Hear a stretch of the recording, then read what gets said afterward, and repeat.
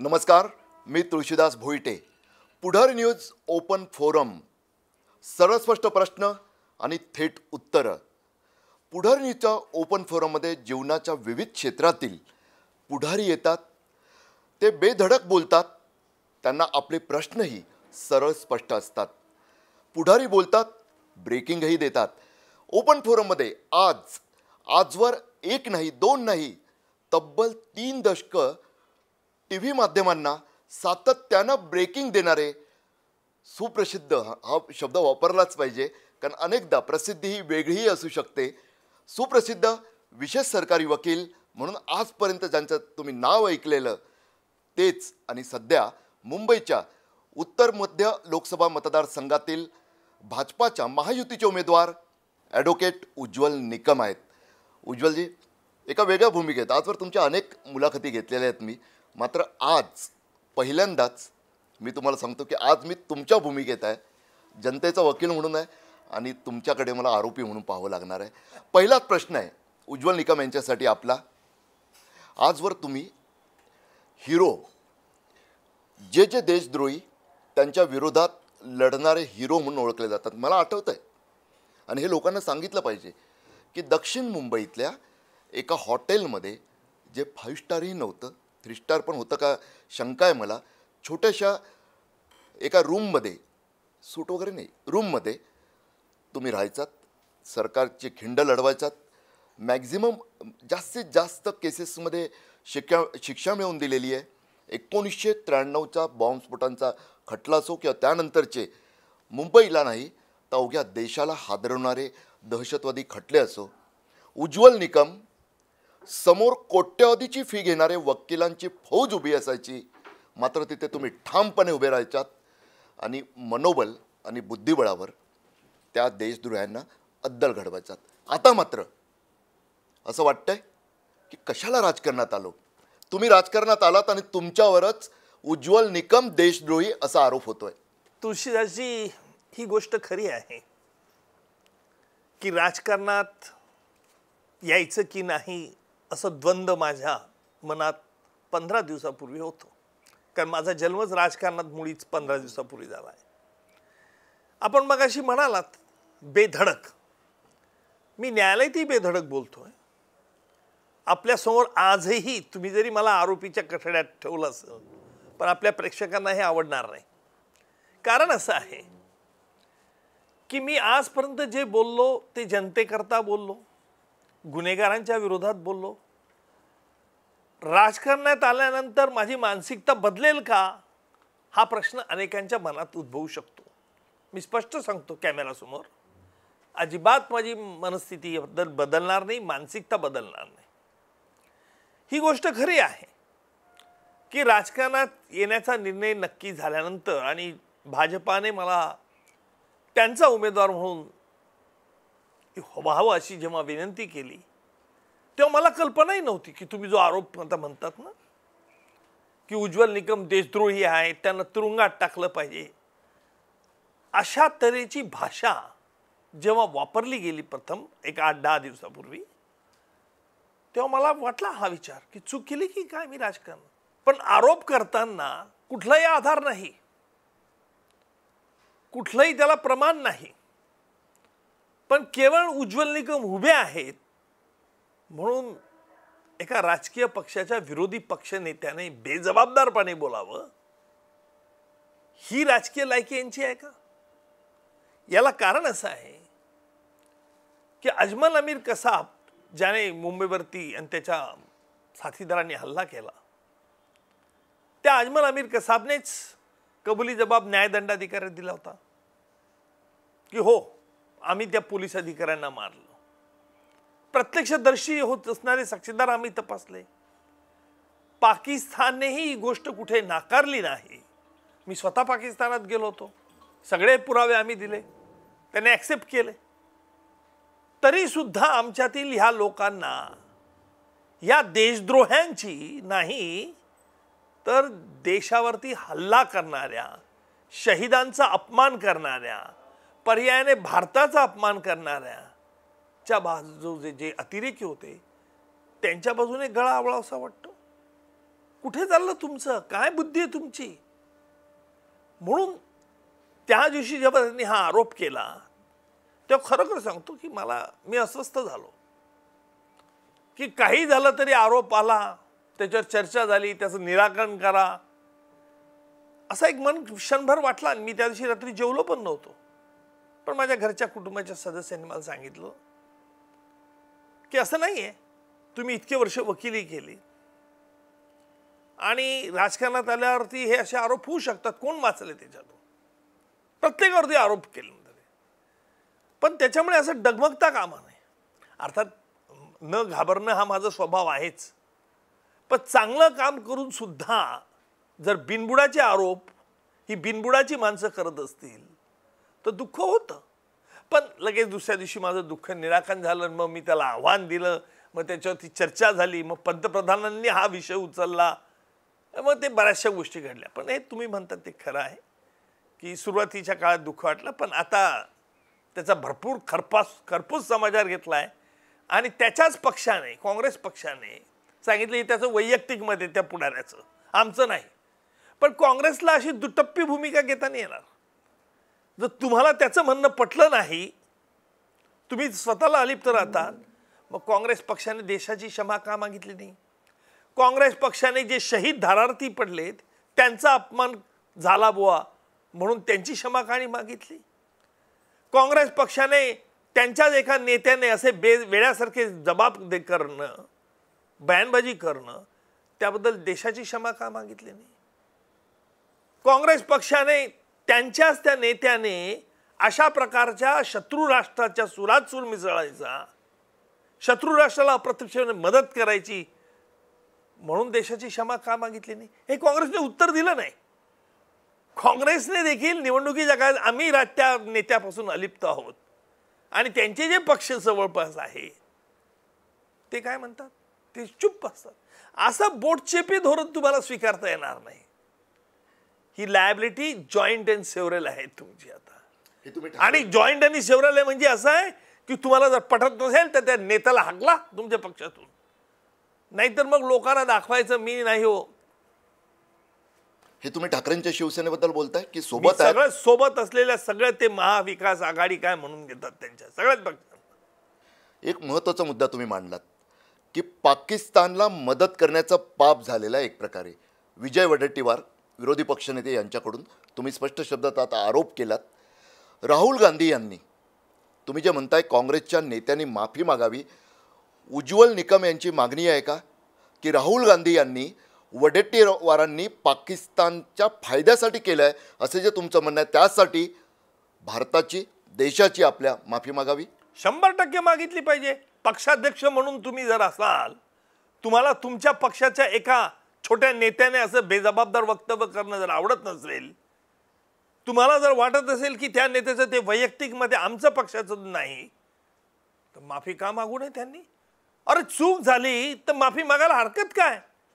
पण तुम्ही जर ज्या अर्थी माफी मागत नाही देशाची, त्या अर्थी फक्त तुम्हाला आपलं लबाड लांडग्याचं ढोंग करायचं आहे. विरोधी पक्षातर्फे असाही आरोप होतोय की उज्ज्वल निकम यांना यासाठीच मैदानात उतरवलं गेलं कारण तिकडे भाजपकडे लढण्यासाठी योग्य उमेदवार नव्हता आणि उज्ज्वल निकम यांची समाजात जी प्रतिमा आहे लार्जर दॅन लाईफ, तिचा फक्त त्यांना वापर करून घ्यायचा आहे. त्यांना उज्ज्वल निकम यांच्याशी तसं देणं घेणं नाही आहे, फक्त आता त्यांना उमाळा आलेला आहे. नाही, मला हे वाटत नाही. कारण असं त्यांच्या जो भाजपा जो बाकीचे लोक नाही आहेत का, आहेत नेते, त्यांनी ही गोष्ट जरूर बघितली की उज्ज्वल निकम हा पॅट्रॉटिक आहे, देशासाठी काम करतो. उज्ज्वल निकम निर्भीड निस्पृहपणे, आणि यांच्या काँग्रेसच्या राजवटीत मी काम नाही केलं. हे जे प्रकार म्हणतात कसाबचं, त्यावेळेला कुठे राज्य खाली काँग्रेसचं होतं, वरती काँग्रेसचं होतं. 93चा बॉम्बस्फोट झाला त्यावेळी काँग्रेसचं राज्य होतं, भाजपचं होतं नव्हतं राज्य. असं नाही आहे की भाजपाला काहीतरी याच्यातून राजकीय फायदा माझ्या उमेदवारीने काढायचा होता, ही गोष्ट साफ नाक. आता तुम्ही उल्लेख केला 93च्या बॉम्बस्फोटांचा, म्हणजे माझ्या करिअरमधलं हे पहिलंच वर्ष होतं. मी अनुभवलं तुम्ही कोर्टात ज्या पद्धतीने लढायचात आणि समोर जी वकिलांची फौज असायची. आत्ताच्या म्हणजे एका पिढीला वगळून पुढच्या काही पिढ्यांना, नव्या पिढ्यांना त्याबद्दल जास्त माहिती नाही आहे. नेमकं ती लढाई जे घडलेलं प्रत्यक्षात मुंबईनं जे हादरे सहन केलेले आणि त्यानंतर दीर्घकाळ चाललेला खटला, एक महाखटला असंच टी व्हीवर त्यावेळी मी सुद्धा वर्णन केलेलं. कशा पद्धतीनं ते घडलं आणि काय पुढे झालं? असं आहे की 12 मार्च 1993ला मुंबईला एकाच वेळेला बॉम्बस्फोट झाले. RDX जे हायली आर्मी एक्सप्लोजिव्ह मटेरियल आहे, हे मटेरियल पहिल्यांदा 93ला सार्वजनिकरित्या लोकांच्या लक्षात आलं. RDX हे पूर्वी आर्मीमध्ये वापरत होते, पण लोकांना माहीत नव्हतं. काळा साबून म्हणून त्याचा उपयोग करण्यात आला. याचा दुबईला कट झाला. दाऊद इब्राहिम होता आणि मुंबईचे काही लोक होते. इस्लामाबादला पाकिस्तानला गेले, तिथे ट्रेनिंग घेतलं, हँड ग्रेनेड कसे फेकायचे, काय फेकायचे, टाइम पेन्सिल डिटोनेटर कसं लावायचं. कारण 12 मार्च 93ला एकाच वेळेला मुंबईला ठिकठिकाणी बॉम्बस्फोट झाले, अनेक लोक ठार झाले. शिवसेना भवनजवळी बॉम्ब लावला होता, माहिती आहे, petrol pump, lucky petrol pump, तिथेही बॉम्ब लावला होता यांनी. आणि इतकंच नाही तर यांचे प्लॅन्स बरेच होते. 26/11च्या दहशतवादी हल्ल्यामध्ये देखील शिवसेना भवनची रेकी कोणी केली होती? डेव्हिड हेडलीने केली होती. तो संधान बांधत होता. डेव्हिड हेडलीचा जेव्हा मी पुरावा घेतला, आणि असं असताना यांच्या सहयोगी पक्षाच्या विरोधी पक्ष नेता काय बोलतो? सहयोगी पक्षाच्या बद्दल बोलतो. त्याचं वाटत नाही का यांना काही? धिक्कार केला पाहिजे.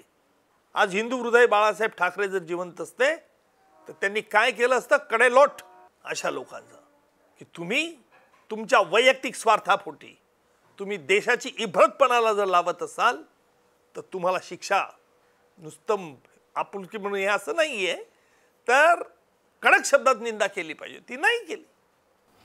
कुठेतरी असं वाटतं का शेवटी याच्या मुळाशी गेल्यानंतर जे पुस्तक, नाही, पण त्याच्या अगोदर मी एक सांगतो की तुम्ही बॉम्बस्फोट खटल्याचा विचार केला, 123 आरोपींच्या विरुद्ध मी हा खटला चालवला. 100 आरोपींना वेगवेगळ्या कलमाखाली त्यांना दोषी ठरवलं, त्यांना शिक्षा झाली. हा जगातील एक मोठा खटला असा याचं वर्णन केलं जातं. हा ऑर्थोडॉक्स तुरुंगामध्ये चालला. माझ्यावर CBIचे एक वकील होते, 2 वकील होते, मी एक होतो त्याच्यामध्ये. आणि हा खटल्याचं देखील सर्व प्रसार माध्यमांना देखील त्याचं प्रसंग हे करण्याकरता वार्तांकन करण्याची मुभा होती. मी सुद्धा यायचो, तुम्ही सुद्धा यायचे. ती जी शिक्षा झाली म्हणजे महाखटला आणि महाशिक्षा असंच ते सारं काही होतं. त्यावेळी खूप धमक्या सुद्धा तुम्हाला याच्या, मोठी सुरक्षा होती. नेमक्या कशा प्रकारच्या त्या धमक्या असायच्या? असं आहे, मी राजकारणात आल्यामुळे त्या धमक्यांचा उच्चार करणार नाही. कारण आमच्या विरोधी पक्षांना ते संताजी धनाजीला घोडे जर पित नसतील त्यांचे, तर त्यांना त्या घोड्यांना ते दिसायचे. त्यामुळे मी आता काही बोललो तर त्याच्यावर त्याचे परत त्यांचं सुरू होईल, देखो उज्ज्वल निकम काय करतायत. हे बघा, लक्षात घ्या. आता एका आणखी विरोधी पक्ष नेत्याने सांगितलं की उज्ज्वल निकम तो फी मिळती ती मुख फुकट नाही केलं म्हणून. अरे तुम्ही काय करतात?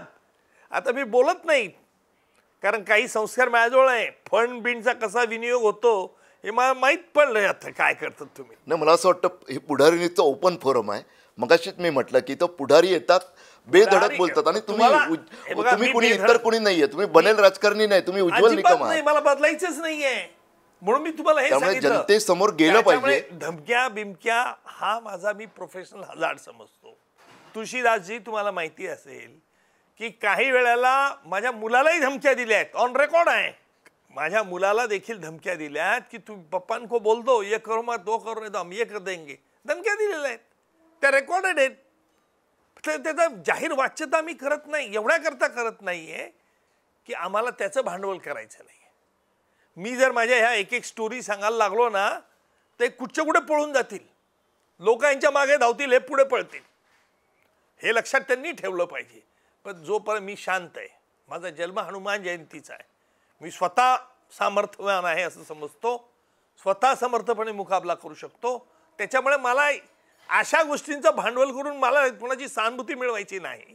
पण एक सांगतो की जेव्हा तुम्ही असे मोठे संवेदनशील खटले चालवत असतात तर तुम्हाला रिस्क ही असतेच, कॅल्क्युलेटेड रिस्क असते. तुमचं बोलणं कसं आहे, वागणं कसं आहे, कुठलाही आरोपी माझा वैयक्तिक शत्रू कधीच नसतो. तुम्ही ज्या आरोपींना शिक्षा झाली त्या आरोपींना विचारा की उज्ज्वल निकम कसे, निश्चित. आणि तुम्हाला दाखवायला मी हरकत नाही, मी तुम्हाला दाखवेल एक अबू सालेम ज्याला माझ्यामुळे शिक्षा झाली प्रदीप जैन खून खटल्यामध्ये, तो देखील माझ्याबद्दल जेलमधून मी आजारी असताना चांगले उद्गार काढतो, साहब कैसे हो आप, आपकी तबीयत अच्छी होनी चाहिए, आप जैसे इंसान प्रिय आदमी बहुत कम रहते. कोण काढतं की ज्या गुन्हेगाराला अबू सालेमला शिक्षा झालेली आहे. निकम साहेब, आता तुम्ही उल्लेख केला सालेम, अबू सालेम, माफिया डॉन, म्हणजे मोनिका बेदीपासून सर्वच आठवतं. अबू सालेम उज्ज्वल निकम यांच्याविषयी चांगलं बोलतो, ते आवर्जून सांगता. मग तुमचा पक्षाला काय झालंय? बॉम्बस्फोटातला आरोपी बाबा चव्हाण तो एका महाविकास आघाडीच्या उमेदवारासोबत दिसतो मिरवणुकीत, तर लगेच खूप मोठा गहजब माजवला जातो. हा दुटप्पीपणा नाही? लक्षात घ्या, फरक आहे. अबू सालेम याच्यात पश्चात्तापाची भावना निर्माण झाली, कारण आपण केलेल्या गुन्ह्याचा पश्चात्ताप झाला, म्हणून तो स्वतःच्या गुन्ह्याबद्दल माझ्याबद्दल वैयक्तिक पत्र लिहितो. असं होत नाही कधी.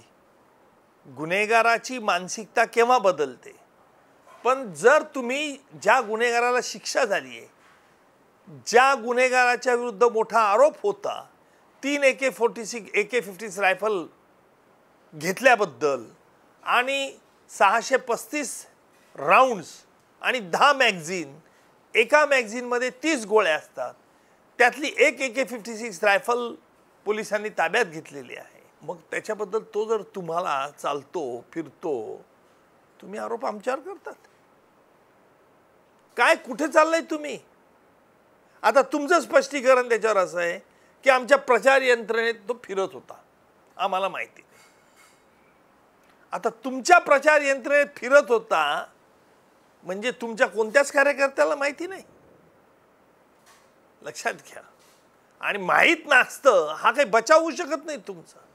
अशावेळी वाटतं की राजकारणात जरी गेले असले तरी आपण उज्ज्वल निकम या प्रख्यात कायदे पंडिताशीच बोलतोय. आता तुम्ही ऐकलं एक यातला मुद्दा, ते लक्षात येईल तुमच्या अजून.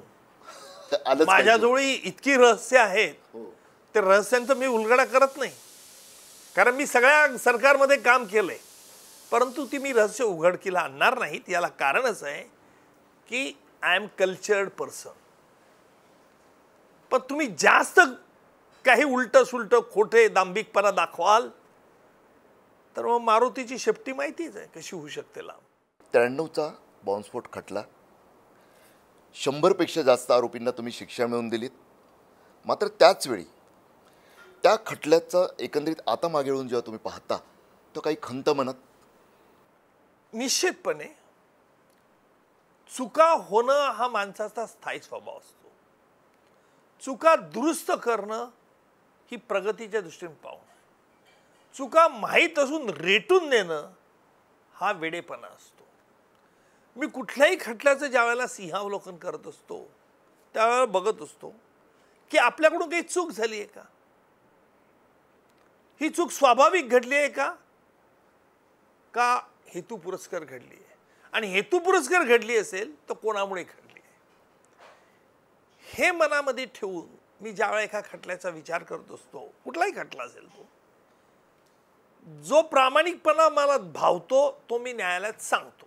म्हणजे काही वेळेला मी असं केलेलं आहे, या गुन्हेगाराच्या विरुद्ध गुन्हा नाहीये, बॉम्बस्फोट खटल्यातील काही आरोपींना आम्ही सोडलेलं आहे, मी स्टँड घेतलाय की याच्या विरुद्ध हा आरोप नाही, तो आरोप नाही, तो आरोप नाही. सिने अभिनेता संजय दत्त याच्यावरचा ताडा आरोप कमी केला. सिने अभिनेता याला बॉम्बस्फोटच्या खटल्यातली कटामध्ये तो सामील आहे, जो आरोप होता तो कमी केला. याचे गोडवे तुम्हाला गावेसे वाटत नाही प्रसार माध्यमांना. गेटवे ऑफ इंडिया आणि झवेरी बाजार ट्विन बॉम्ब ब्लास्ट होता 25 मार्च 2003 ला. गेटवे ऑफ इंडिया आणि झवेरी बाजारच्या ट्विन ब्लास्टमध्ये एक 16 वर्षाची मुलगी, मुस्लिम मुलगी, पोलिसांनी आरोपपत्र केलं होतं. मला आढळून आलं की तिचा काही संबंध नाही, तिला माहिती नव्हतं. तिला मी डिस्चार्ज करावा असा स्टँड मी कोर्टात घेतला. ना प्रसार माध्यमांनी कौतुक केलं आणि ना बाकीच्यांनी कौतुक केलं. आता तुम्हाला साधं उदाहरण देतो.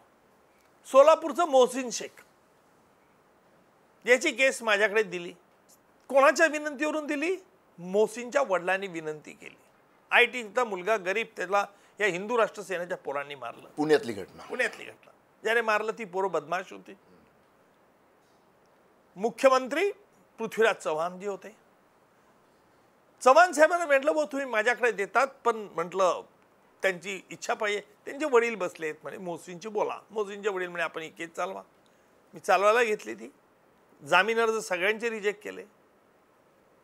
परंतु एक मुस्लिम खासदार आणि एक मुस्लिम पत्रकार शफी इनामदार पुण्याचा, आणि खासदारचं नाव घेत नाही मी, त्यांनी सरकारला पत्र लिहिलं. उज्ज्वल निकम हे हिंदू आहेत, त्यांनी मुसलमानांच्या विरुद्ध खटले चालू आहेत, आम्हाला न्याय मिळणार नाही. त्यांचा काही संबंध नाही या खटल्याशी. सरकारला पत्र लिहिल्यावरती मी वाचलं, मला वाईट वाटलं की अशा रीतीने बघण्याची तुमची जर भूमिका असेल तर मी सरळ राजीनामा होतो. मी राजीनामा देऊन टाकलो. सरकार बदललेलं होतं. देवेंद्रजी फडणवीस मुख्यमंत्री होते. ते म्हणाला अहो तुम्ही असा राजीनामा दिला आणि मागे घेतलं नाही, आम्ही आलो, आमच्यामुळे तुम्ही करायला लागला, असा अप्रचार होऊ शकतो. म्हटलं अजिबात होणार नाही. मी सांगेल ना, म्हटलं दुसऱ्याच पुण्याच्या एका खटल्याला, हडपसरच्या खटल्यामध्ये हिंदू राष्ट्र सेनेच्या पोरांना जन्मठेपेची शिक्षा माझ्यामुळे झाली. हा खटला जो सोडला मी, ते आरोपी सुटले. हा फरक बघा, मी चालवला नाही तो. हिंदू राष्ट्र सेनेच्या पोरांना 8 हडपसरमध्ये ज्यांनी यांचं मर्डर केलं त्या 8 पोरांना जन्मठेपेची शिक्षा झाली. आणि हा मोसींच्या याच्यात सगळे आरोपी सुटले. गंमत बघा कसा दैवयोग असतो. तो मुस्लिम खासदार मला पुढे काही दिवसांनी भेटला. अरे निकम साहब बोले अभी क्या कर सकते, बोले हम. म्हटलं आपका नाम मैंने टीव्ही में लिया नहीं. हो म्हणे माझ्या पत्नीने मला सांगितलं, ती फार चिडली की तुम्ही असे आरोप केल्यामुळे त्यांनी सोडला तो खटला. हे जिवंत उदाहरण तुमच्या पुढे शेअर करतोय. तो म्हणे काय करता येईल. म्हटलं काय करता येईल, आता मला माहित नाही पुरावा काय झालाय, पण तुम्हाला पश्चाताप होतोय का नाही. हा सब बहुत पश्चाताप हो. हे त्या मुस्लिम खासदाराचं वाक्य आहे. आपला जर हा कार्यक्रम ते ऐकत असतील तर त्यांना कळेल. मात्र निकम साहेब, मला असं वाटतं ना की ओपन फोरम आहे, इथं सरळ स्पष्ट बेधडकच बेधडक बोललो नाव घ्यावं. कारण आज लोकसभा निवडणुकीचा मतसंग्राम आहे. असं तुम्हाला जर हेच पाहिजे असेल तर हुसेन दलवाईंना बोलवा आणि त्यांना विचारा मी जे सांगतो ते प्रकरण खरं आहे का खोटं आहे. खोटं बोलायची मला सवयच नाहीये. राज्यसभेचे खासदार हुसेन दलवाईजींनी या बाबतीचा इन्कार करावा. त्यांनी कबूल माझ्याजवळ केलं की हो आम्ही चुकीच्या माहितीच्या आधारे तुमचे आरोप केले, आम्हाला वाईट वाटतं. सतत हे नाही, पण त्यांनी प्रामाणिकपणे त्यांच्या काय त्यांनी कबूल केलं म्हणून मी त्यांचं नाव सांगितलं. मनात कुठलं हे बघ चूक होते. माझं पहिलं वाक्य असं की चूक होणं स्वाभाविक असतं. गैरसमजुती होतात. तो कोण जो पुण्याचा लुंगासुंगा पत्रकार आहे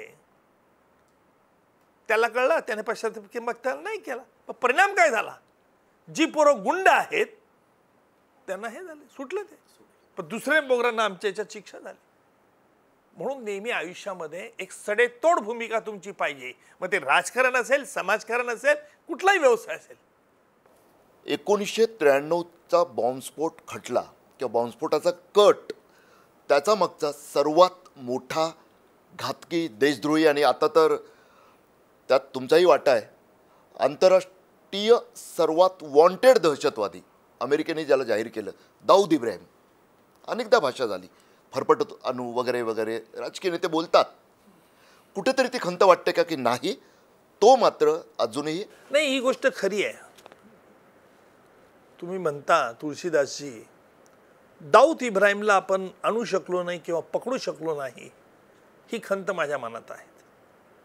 93चा बॉम्बस्फोट जो घडवला हा केवळ दाऊद इब्राहिमच्या प्रोत्साहनामुळे, केवळ दाऊद इब्राहिमचं स्मगलिंग चॅनल वापरले गेल्यामुळे, दाऊद इब्राहिमच्या मार्गदर्शनामुळे ते RDX दिघी शेकाडी येथे उतरलं आणि तिथून मुंबईपर्यंत पोहोचलं. अशा या दाऊद इब्राहिमला कायद्याच्या कचाट्यात मी आणू शकलो नाही, यंत्रणा पकडू शकली नाही, आणि पाकिस्तानचा तो परवेज मुशर्रफ आपल्याच देशातून सांगतो कोण दाऊद इब्राहिम, क्या दाऊद इब्राहिम, मुझे पता नहीं काय का चुप आहे, आणि आपण त्याचं स्वागत करतो. असं आहे. आज ती परिस्थिती बदलली आहे.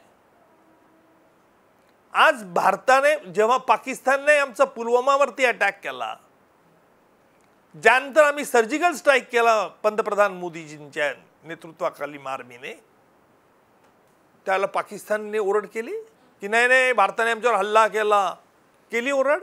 नाही. अमेरिकेने निषेध केला, नाही. रशिया मध्यस्थी पडलं नाही. चायनाने व्हेटो वापरला लगेच युनोमध्ये नाही. कारण का? भारत आता बनाना कंट्री राहिलं नाही.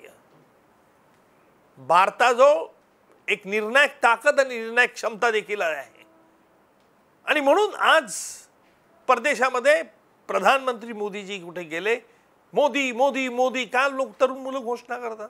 बराक ओबामाजी काय म्हणतात, माय फ्रेंड नरेंद्रजी. नरेंद्रजी काय म्हणतात, माय फ्रेंड बराक. हे जे वैयक्तिक लेव्हलचे संबंध जे आहेत ना, हे मोदी सरकारच्या काळात जास्त डेव्हलप झाले. आणि म्हणून मोदीजी म्हणतात की आपल्या देशाला तिसरी आर्थिक महासत्ता करायची आहे. त्यांचे जो काही प्लॅन्स आहेत, मिशन आहे, काही ऑब्जेक्ट्स आहेत, त्या अनुषंगाने ते करतायत. आत्ताच तुम्ही जो उल्लेख केला दाऊद इब्राहिमचा संपूर्ण कारनामा, जर उत्तर पूर्वमधील मतदारांनी उज्ज्वल निकम यांना दिल्लीत पाठवलं तर दिल्लीत गेल्यानंतर मोठी जबाबदारी मिळणं अपेक्षित मानलं जातं, तशी चर्चा आहे. तर उज्ज्वल निकम आज मुंबईकरांना, कारण मुंबईच्या हृदयातली ठसठसती जखम आहे 93चा ब्लास्ट, आणि त्यामुळे सर्वात मोठा मुंबईचा गुन्हेगार नव्हे तर खरं तर अवघ्या भारताचा गुन्हेगार कुणी असेल तर तो मोस्ट वॉन्टेड दाऊद इब्राहिमच आहे. दाऊद इब्राहिमला कधीतरी दिल्लीत पोहोचल्यानंतर, त्या सत्तेचा भाग झाल्यानंतर उज्ज्वल निकम भारतात आणून शिक्षा करण्याचं काही लक्ष्य समोर ठेवणार का? असं आहे की मी आज कॅमेरा समोर आहे म्हणून काही वल्गना करणार नाही. सत्यम ब्रूयात प्रियम ब्रूयात न ब्रूयात सत्यम प्रियम, असे संस्कृतमध्ये सुभाषित आहे. सत्य बोलावं, प्रिय बोलावं, परंतु वाईट वाटणार असेल तर सत्य बोलू नये, अप्रिय बोलावू नये, असं ते संस्कृत सुभाषिताचा गोषवार आहे. लक्षात घ्या, आज दाऊद इब्राहिमचं वय काय? बरंच आहे, 80+ असेल. नक्कीच. तो कोणत्या परिस्थितीत तिथे जीवन जगतोय माहीत नाही. दाऊद इब्राहिमचा फोटो काय माहीत नाही. दाऊद इब्राहिम पेक्षाही ज्यांनी आपल्या आर्थिक म्हणजे बँकांचा पैसा लुटला आहे असे कितीतरी गुन्हेगार आज परदेशात आहेत. त्यांच्या गुन्हेगार हस्तांतर जो कायदा आहे त्या संदर्भातले जे नियम आहेत, ट्रिटी आहेत, याच्या पद्धती किती किचकट आहेत. आज कुठलाही गुन्हेगार पळून गेल्यानंतर, बँकांना चुना लावल्यानंतर त्याला आपण लगेच आणू शकतोय का? जरी आपला हस्तांतर कायदा असला तरी उत्तर नाही आहे. प्रक्रिया सुरू आहे, एक्सपेन्सिव्ह आहे, टाइम कन्झ्युमिंग आहे. आज 2-2, 3-3, 4-4 वर्ष झाली आपल्या केसेस चालूच आहेत. जर तुमचं आणि माझं एका राष्ट्राशी जर संबंध चांगले आहेत, आमच्या जर करार होत असेल तर मग ह्या कायदेशीर प्रक्रियेला का वेळ लागतो? हा एक मनात आहे प्रश्न. आणि आमच्या तपास यंत्रणेने गोळा केलेला पुरावा तुम्ही तुमच्या कायद्यानुसार का तपासून बघतात? प्रायमा फेसी सकृतदर्शनी आहे का नाही पुरावा?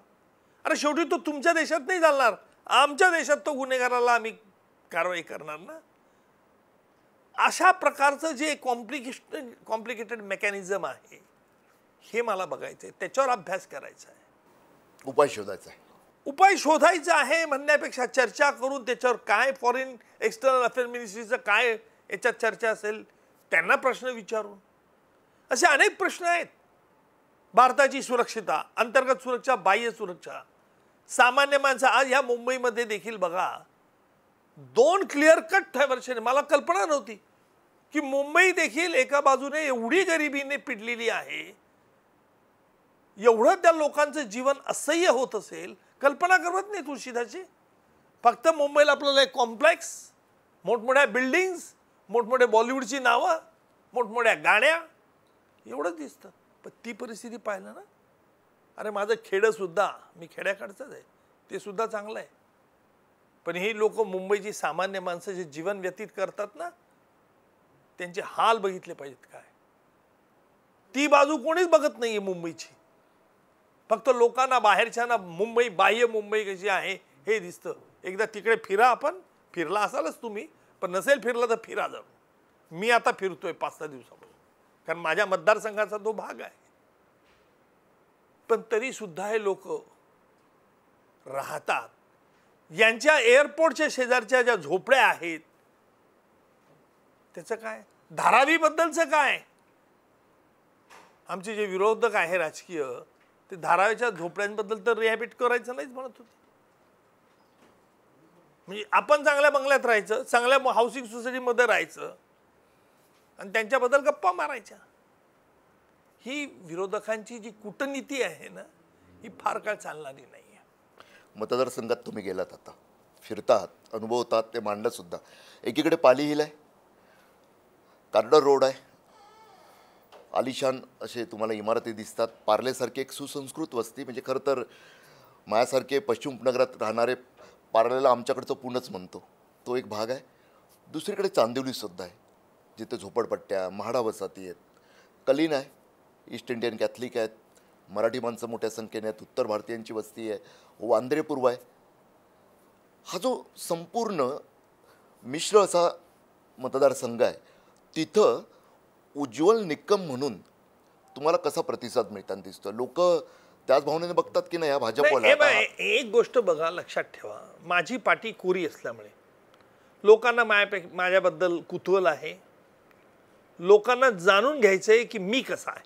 पहिली गोष्ट, माझं बोलणं, न्यायालयातले माझे युक्तिवाद हे लोकांच्या समोर आलेले आहेत.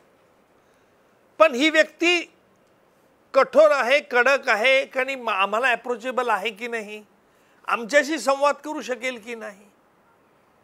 म्हणजे ज्या वेळेला ते मला बघतात, मी जेव्हा आमची यात्रा सुरू असते तेव्हा त्यांच्या चेहऱ्याचे काही मख्ख भाव असतात सुरुवातीला, पण माझा चेहरा बघून, स्माइलिंग चेहरा बघून मग ते हास्य देतात. म्हणजे त्यांच्या लक्षात येतं की हा मनुष्य हसू देखील शकतो. त्यांनी मला कुठे जाणले? तुझी तुम्हाला माझा स्वभाव माहिती आहे.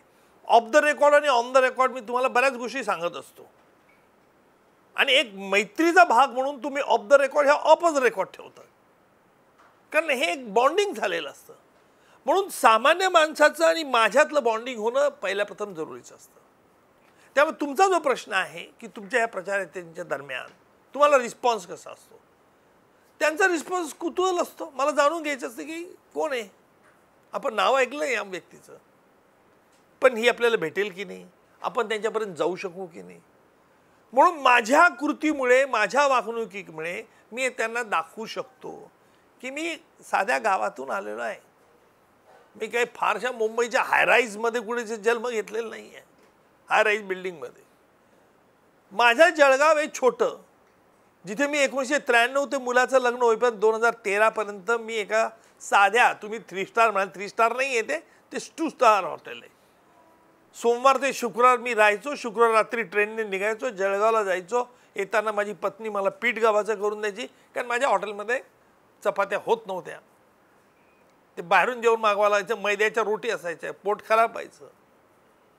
मुलगा लॉ झाला, त्याचं लग्न झालं, मग त्याने निर्णय घेतला सेटल मुंबईला व्हायचा. आणि मी आतापर्यंत बाहेरचे, म्हणजे दर 2 दिवसाड माझं गाव बदलायचं. महाराष्ट्रात कुठेही जा, तुम्हाला कल्पना नाही, मी राजकारणात आल्यानंतर मला जेव्हा ठरवलं तेव्हा अख्ख्या महाराष्ट्रातून रिस्पॉन्स की आम्ही येतो भेटायला, आम्ही तुम्हाला प्रचाराला येतो. अख्खा महाराष्ट्र, यू विल सरप्राईज. मी त्यांना विचारतो, तुम्ही येऊन कोण तुमच्या नाही, आमच्या ओळखीचे. त्यांना एक भाबडी समजूत अशी आहे की उज्ज्वल निकमाबरोबर फिरायचं म्हणजे उज्ज्वल निकमाचा प्रचार होतो. पण ते आले म्हणजे मग माझी जबाबदारी असते की यांना सर्व व्यवस्था आहे, एवढ्या लोकांची करायची काय, तुमचं ओळखीचं नाही, कॉन्टॅक्ट नाही. मी सांगितलं तुम्ही तिथूनच मला शुभेच्छा देत चला, इकडे येण्याची गरज नाही, कारण मला काही लोकांची गर्दी जमवायची नाही आहे. आणि अशी लोकांची अनावश्यक गर्दी जर बाहेरून महाराष्ट्रातून आली तर माझ्या स्थानिक लोक जे माझ्याबरोबर असतात त्यांना वाटेल मी आक्रमण केलं त्यांच्यावर. फार जपावं लागतं बॅलन्स. स्थानिक आमचे जे कार्यकर्ते असतील त्यांना वाटायला नको की हे उज्ज्वल निकमाची फौज कुठून आली वय. त्यांना माहीत नसतं ना की लोक सच्चे प्रेम काय राजकीय कार्यकर्ते असतील तर लोक वकिलावर देखील सच्च प्रेम करू शकतात. ही नेत्यावरती करतात लोक प्रेम वेगवेगळ्या कारणामुळे, परंतु साध्या वकिलावरती देखील लोक प्रेम करतात हे त्यांना कल्पना नसते. त्यामुळे त्यांचा काहीतरी गैरसमजूत होऊ नये, त्यांच्या मनाचा गोंधळ निर्माण होऊ नये म्हणून. आणि ह्या आमच्या प्रेमिकांना सांगावं लागतं की तुम्ही आहे तिथेच थांबा, तिथून शुभेच्छा. तरी काही येतातच, मी स्वागत करतो, चहा पसतो, हे करतो ते करतो. तर आम्ही नुसतंच फिरतो, आम्हाला काही अपेक्षाही नाही आहे साहेब. अरे नाही, बरोबर आहे, पण एवढ्या मुंबईपुरीत तुम्हाला जी ठिकाणं माहिती नाहीत, जी कॉन्स्टिट्युएन्सी मी सगळी आता समजून घेतो आहे, तिथे तुम्हाला नेऊन काय फायदा. म्हणजे असं असं कॉम्प्लेक्स माइंड असतं. म्हणजे काही बोलण्याच्या अगोदर मला विचार करावा लागतो. म्हणजे मी तुमच्याबरोबर बोलताना आज तसा विचार अजिबात करत नाही आहे. तुम्ही नाव आजपर्यंत मी कधी नावच सांगितलेलं नव्हतं कोणाचं, पण तुम्ही बोलला नाही नाव सांगा, आमचं फार बेधड आहे. गेम बेधड आहे. तो विश्वास आहे तुमचा. नाही, विश्वास हा आहे जो- आणि आपल्याला मनातलं तुमचा प्रामाणिकपणा तुमच्या बोलण्यातूनही लक्षात येतो. हो, एक मुद्दा असा आहे यातला की लोकांचा वकील हीच तुमची प्रतिमा राहिली. पण आरोप होतात, खंत वाटते, मगाशी बोलूनही दाखवली. लोकांचा वकील आणि आता लोकांचा नेता बनण्याचा प्रयत्न, कुठेतरी तारेवरची कसरत होते. नाही, मी नेता बनण्याचा प्रयत्नच करत नाही. तुम्ही का उगीच कोणत्या नेत्याच्या मनामध्ये भीतीचा गोळा उभा करत आहे? ही प्रसारमाध्यमांची खूबी आहे. मी कुठं नेता म्हणून घेतो स्वतःला? मी अजिबात नेता स्वतःला म्हणून घेते मानत नाही, तसा प्रयत्न पण माझा नाही. म्हणजे प्रसारमाध्यमं कशी खेळी करतील बघा, उज्ज्वल निकमांना नेता बनायचंय म्हणजे नेत्यांच्या परत आणखी काहीतरी शंका. जे वकील असल्यामुळे ते प्रत्येक एक आहे की लोकांची मला इथून या माध्यमातूनही सेवा करायची आहे. मी वकिली व्यवसायातून करत होतो, वेगळ्या आयुष्यात कुठेतरी फील्ड बदलायचं म्हणून मी याच्यात आलो. संपूर्ण मतदारसंघाबद्दल मला विचारायचं की मिश्र आहे, खूप विचित्र आहे. म्हणजे अरबी समुद्रापासून सुरू होतो आणि थेट तिथं पवई तलावापर्यंत पोहोचतो. वांद्रे पश्चिममधला कॉस्मोपॉलिटन, अगदी शाहरुख खान, सलमान खान, सचिन तेंडुलकर हे तुमचे मतदार. तो भाग, त्याच्या पुढे थोडं सरकलो तर मुस्लिम लोकवस्तीचा अगदी दाटीवाटीची कोंदट गल्ले असलेली झोपडपट्टी आहे. पूर्वेकडे आलो तर बाळासाहेब ठाकरेंची मातोश्री उद्धव ठाकरे तिथे राहतात, तुमच्या सध्याच्या प्रतिस्पर्धी पक्षातले एक प्रमुख नेते. तिथंच पत्रकार कॉलनी पण आहे, तिथंच साहित्यिकही बसतात. पुढे गेलं तर भारतनगर, पुन्हा मुस्लिम. BKC मुंबईचं नवं झगमगतं बिझनेस डिस्ट्रिक्ट आहे ते. इकडे पुढे खारला आलो तर खार कोळी बांधव आहेत, खारदांडा कोळीवाड्यातले. पुढे जुहूला सुद्धा कोळी बांधव आहेत. अमिताभ बच्चनपर्यंत ती हे जातं, तुमच्या मतदारसंघात नाही येते पण तिथपर्यंतचा परिसर येतो वाटते अमिताभ बच्चनसुद्धा तुमच्या. पुढे पूर्वेला आलं तर मध्यमवर्गीय पार्लेकर, सुसंस्कृत, वेगळ्या पद्धतीचं साहित्यिक आणि सर्वांचा आस्वाद घेणारे. चांदिवलीत पुन्हा मिश्र लोकवस्ती आहे.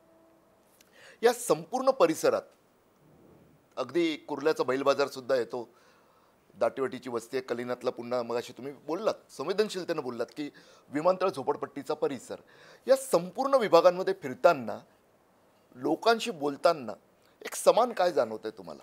समस्या असतील, इतर काही गोष्टी असतील. नाही, लोकांच्या प्राथमिक ज्या गरजा आहेत, विशेषतः पाण्याचा प्रश्न आहे, जागेचा प्रश्न आहे, रिडेव्हलपमेंटचा प्रश्न आहे, कॉर्पोरेशनच्या निगडीत असे अनेक प्रश्न आहेत. बरेचसे प्रश्न यापूर्वी देखील सॉल्व्ह झाले आहेत, नाही असं नाही. पण जे महत्त्वाचे प्रश्न आहे की जे केंद्र सरकारच्या आणि राज्य सरकारच्या सुसंवादामध्ये किंवा प्रॉपर सोल्युशन निघणं हे असल्यामुळे इथे अडकलेले आहेत. ते कशा रीतीने सोडवता येतील. म्हणजे काल मी गेलो होतो, अंगणवाडी सेविका आणि आरोग्य सेविका, आज त्यांच्या पगाराचं निश्चितपणा नाही आहे, त्यांना रिटायरमेंट पेन्शन नंतर हे नाही आहे. म्हणजे विशेषतः ज्या हे जे काही असे बेसिक त्यांच्याबद्दलचे इश्यूज आहेत, तर हे प्रश्न लाईनअप करणं आणि स्ट्रीमलाईनमध्ये आणणं हे देखील गरजेचं आहे. यातला एक जो मुद्दा आता तुम्ही बोललात, सुसंवाद, आणि तुम्ही त्यासाठी ओळखले जाता. अगदी लंडनमध्ये जाऊन सुद्धा तुम्ही त्यासाठी लढलेले आहात. मला पुन्हा त्या खटल्यांवर जायचं नाही आहे. मात्र तुमचं ते जे वैशिष्ट्य आहे सुसंवादाचं, मार्ग काढण्याचं, एक सर्वात मोठी समस्या जी दिसते ती विमानतळाच्या जमिनींवर वसलेल्या झोपडपट्ट्यांच्या पुनर्वसनाची. दुसरी समस्या दिसते ती म्हणजे पार्ल्यासारख्या मध्यमवर्गीय परिसराला खूपच जाचक ठरणारी विमानतळ आहे. स्वाभाविक तिथे फनेल एरिया असल्यामुळे इमारतींच्या उंचीवर निर्बंध आहे, त्यामुळे जुन्या इमारतींचं पुनर्वसन रखडलेलं दिसतं, त्यांची कोंडी होते. त्यासाठी सुद्धा केंद्र सरकारशी बोलणं आवश्यक आहे. त्या दृष्टीनं उज्ज्वल निकम स्वतःचं कौशल्य दिल्ली दरबारी वापरणार. लक्षात घ्या की कुठल्याही प्रश्नावरती उपचार शोधण्याच्या अगोदर तुम्हाला त्या प्रश्नाचा सखोल अभ्यास करावा लागेल. मी आज असा दावा करू शकत नाही की बेसिकली कोणत्या कारणामुळे आहे, काय तिथे प्रश्न अडचणीचे आहेत, त्याच्यामध्ये शासनाला काय म्हणणं आहे, ह्या दोघांमधून सुसंवाद निर्माण झाला पाहिजे. काय अतिशय जर टॉल डिमांड असतील, उंच अशा मागण्या केल्या असतील ज्या कदाचित शासनाच्या दृष्टीने शक्य नसतील, तर त्याला पर्यायी व्यवस्था काय करता येईल. लक्षात घ्या, एखादी गोष्ट शक्य नसेल तर त्याला what is the alternative solution. कारण ऑब्जेक्ट एक आहे, ते म्हणजे त्यांचं राहणीमान, त्यांच्या सुखसोयी. हे जर आमचं ऑब्जेक्ट असेल तर मार्ग सरळ जातो का असा उलटा फिरून जातो एवढंच बघायचं आहे. कारण लोक खुश केव्हा असतात, समाधानी केव्हा असतात की त्यांची जी अल्टिमेट मागणी असते ती मागणी कशा रीतीने पूर्ण होईल. मोदी सरकारनं प्रथमच ब्रिटिशकालीन कायदे बदलण्याचा घाट घातला. तसे प्रस्तावसुद्धा संसदेत मंजूर झालेले आहे. IPC असेल, इंडियन एव्हिडन्स ॲक्ट असेल. नेमकं तुम्हाला त्याविषयी काय वाटतं, कसं पुढे नेलं पाहिजे ते? असं आहे की ह्या कायदे जे आहेत याच्यात बऱ्याचशा नवीन ब्रिटिशकालीन कायद्यामधले जे अनावश्यक कलमं होती ती रद्द करण्यात आलेली आहे.